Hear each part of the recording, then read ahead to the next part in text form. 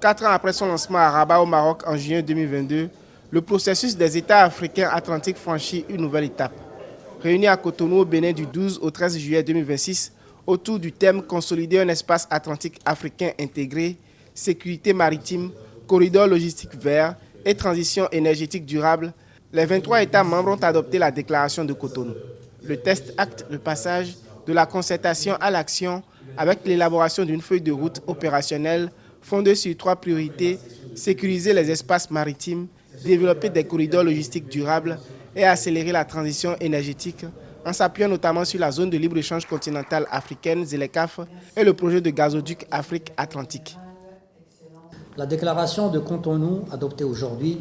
consacre les interconnexions entre la sécurité maritime, le développement de corridors logistiques verts, ainsi que la réalisation de la transition énergétique durable, qui constituent des leviers vitaux de notre unification économique et commerciale. Nos réflexions et nos échanges aujourd'hui ont été d'une grande importance pour fournir les orientations nécessaires pour le développement d'une feuille de route pragmatique sur la mise en œuvre de la déclaration de Cotonou. Le PEAA rassemble 23 États africains riverains de l'océan Atlantique, représentant un espace stratégique reliant l'Afrique du Nord, de l'Ouest, centrale et australe.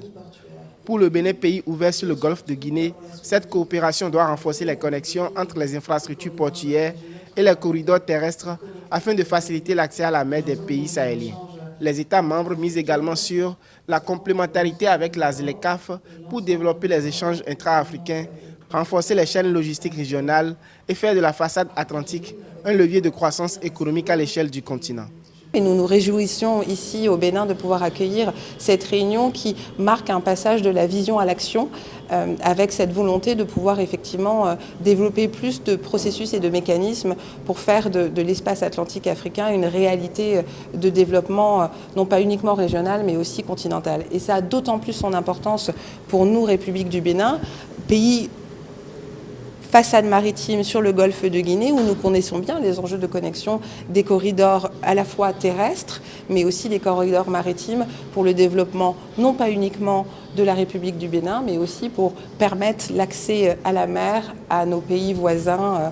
notamment sahéliens. Pour les 23 États membres du PEAA, l'objectif est de développer des infrastructures connectées, de fluidifier les échanges commerciaux et d'améliorer l'accès des pays sahéliens aux marchés internationaux grâce à des corridors maritimes et terrestres plus performants. Dans cette dynamique, une session régionale de renforcement des capacités est prévue en septembre 2026 afin d'améliorer la coopération des États membres dans la lutte contre le terrorisme, la criminalité transnationale organisée et les menaces pesant sur la sécurité maritime, consolidant ainsi les fondements sécuritaires indispensables au développement économique de l'espace atlantique africain.